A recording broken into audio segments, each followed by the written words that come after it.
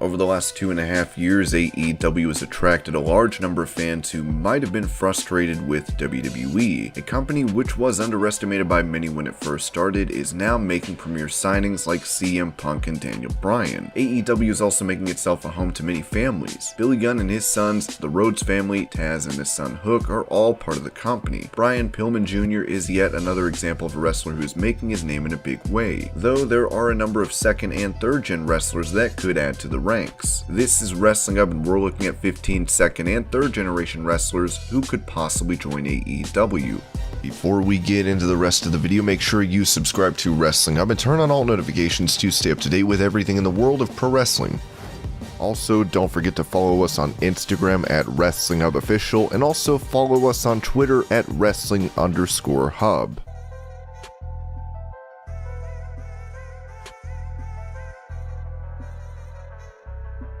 Ted DiBiase Jr. debuted in 2006 after training with Chris Youngblood and Harley Race's Wrestling Academy. In February 2007, he won the Fusion Pro Tag Team Championship with Mike DiBiase, his brother. DiBiase Jr. was a man of potential who could have had a great future with WWE. Cody Rhodes and DiBiase were taken under the wing of Randy Orton. The two enjoyed 2 victories of Tag Team Gold, after which they formed the Legacy faction with Orton. After the dissolution of Legacy, DiBiase Jr. started performing in singles competition and even received the $1 Million championship from his father. On September 1st, 2013, DiBiase Jr. parted ways with WWE. He left to pursue other business ventures and to take care of his family. He married in 2008, and he and his wife welcomed their first child in 2012. By way of his wrestling connections, he set up the Ted DiBiase Foundation, which focused on community causes. He started selling college books to make a living. He later established a career in insurance and is now the VP of One Life. He also tours colleges as a motivational speaker. DiBiase participated in his last match in 2017 in an appearance in Pro Wrestling Ego. However, fans have still kept their hope alive, waiting for the 38-year-old to return.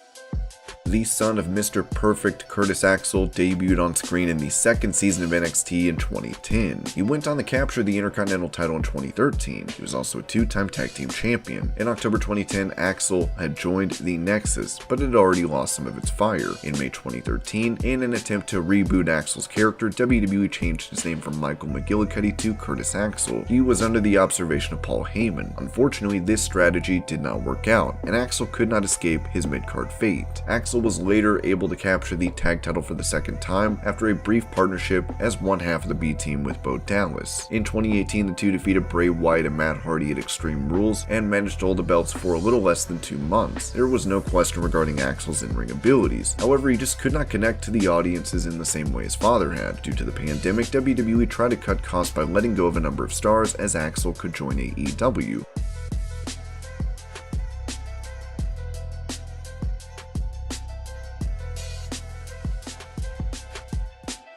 The Anoa'i family is given the wrestling industry Lance Anoa'i along with other famous wrestlers such as Yokozuna, Afa, Sinka, Rikishi, Jacob Fatu, The Rock, The Usos, Roman Reigns, and more. Lance only wanted to continue his family legacy. He made several appearances in WWE and has patiently been waiting to work with the company, but Lance is currently performing on the independent circuit, where he has gained recognition for his time in Major League Wrestling in 2018 and 19. During an interview, Lance shared that he had received an opportunity to work with MLW on a full-time basis, but he chose not to because he was hoping to work with WWE. In 2019, Lance and Shane McMahon worked a match on Raw. He was hoping this would lead to him being brought back for a tag team bout. Here, he was to pair up with his cousin Roman Reigns against Shane and Drew McIntyre. Sadly, this did not come to pass. Lance enjoyed Roman's rivalry with cousin Jey Uso and said he was looking forward to the Hell in a Cell match for the Universal title. Lance made it clear he would only consider signing with another company if he was given a good deal financially. Right now, the independent circuit has been the best bet for him, but perhaps with some negotiation, he could be a great asset to AEW.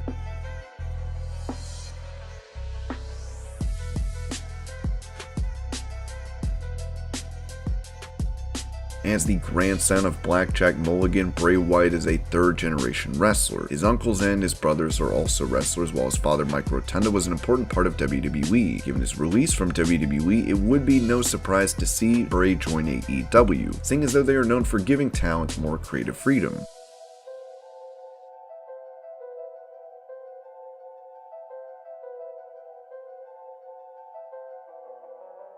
Jacob Fatu is yet another member of the Wyatt family. He is the son of the Tonga Kid, and his uncles Rikishi and Umaga created history in WWE. He did not have the same fate in the company, as he is yet to be signed by WWE. In MLW, he has been successful since 2019, even defeating Tom Lawler to win the heavyweight title. With him not being signed by WWE, AEW could look at it as the perfect opportunity to sign their own member of the Wyatt family.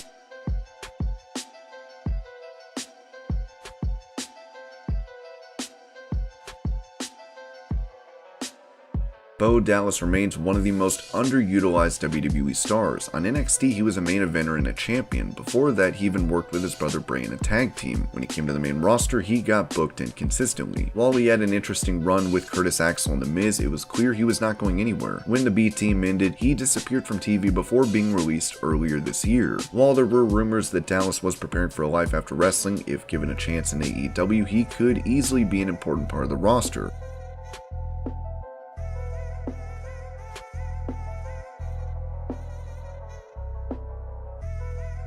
The Gorillas of Destiny are well known in the wrestling world. Haku's sons, Tama Tonga and Tonga Loa, have been wrestling in New Japan and Ring of Honor, but now with the Forbidden Door open, it's possible for them to make their debut in AEW. Their brother is another member of the family who recently fought in AEW for the IWGP title against Lance Archer.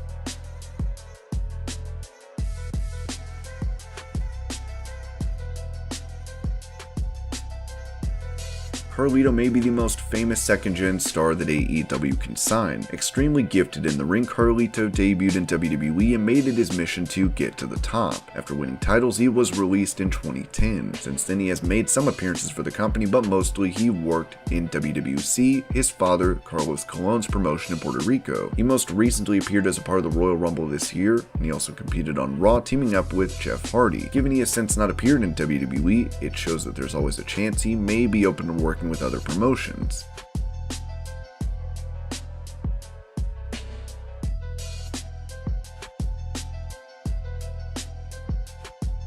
David Finlay comes from a long line of wrestlers following in the footsteps of his great-grandfather John Liddell. The fourth-generation wrestler was trained by his father Fit Finlay, after which he continued training with Kojima in the New Japan Dojo. Finlay made his debut on December 22, 2012 at the European Wrestling Promotion. On the same day with Fit Finlay, the two defeated Danny Collins and Robbie Brookside in an Irish street fight. After that, he's been competing in other independent promotions. Finlay, Ricochet, and Kojima are former Never Openweight six-man tag champions. In 2015, New Japan hosted the Best of the Super Juniors tournament. Finlay entered but faced crushing defeats. After that, Finlay was announced as a young lion, or rookie in layman's terms. Finlay carried this name with him until September 2016, where he stated he could no longer be considered that. Finlay and Juice Robinson often work together as FinJuice and are former IWGP Tag Champions. A video package was aired on February 13th promoting FinJuice at No Surrender. This marked an arrival to Impact. They defeated Gallows and Anderson to win the Impact Tag belts. Finlay may have a shot at AEW, with him so far being a crowd favorite.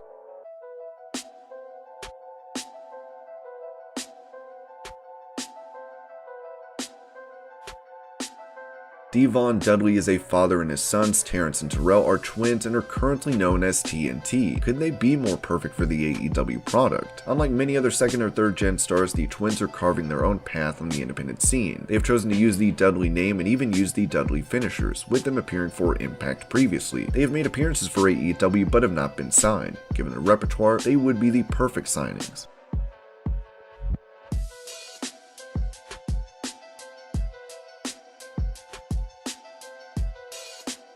Son of the controversial Chris Benoit, David is one of the more overlooked figures in wrestling. The tragic passing of his mother and brother, along with the heinous death of his father, has taken a toll on his career. Looking eerily similar to his dad, David Benoit has made it a goal to become a wrestler. David revealed he was training and wanted to wrestle under the name Chris Benoit Jr. He went on to add he wanted to wrestle in AEW or New Japan, with him having no intention to go to WWE.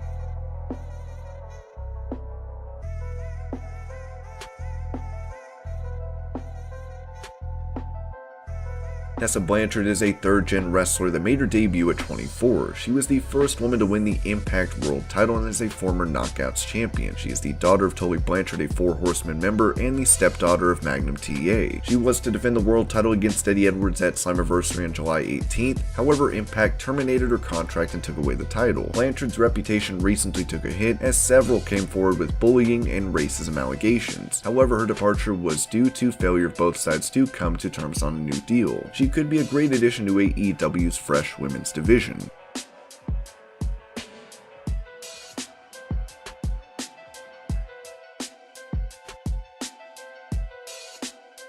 When Paige first came to WWE, she immediately made a splash, winning the NXT Women's title. Paige is a second-gen star hailing from the infamous British Knight wrestling family. Her parents, as well as her brothers, are all wrestlers and run a promotion. When she went to the main roster, she defeated AJ Lee in her debut match and became Divas Champion. She had personal issues where she was suspended twice for violating the company's wellness policy. When she finally returned, a kick from Sasha Banks during a house show caused a career-ending neck injury. She has since been a SmackDown GM, but more recently has been streaming on Twitch. At her age, she has a lot of time to try and get clear to compete. And these were 15 second and third gen stars that could sign with AEW. Hope you're all having a great day. Thank you so much for watching, and I'll see you later.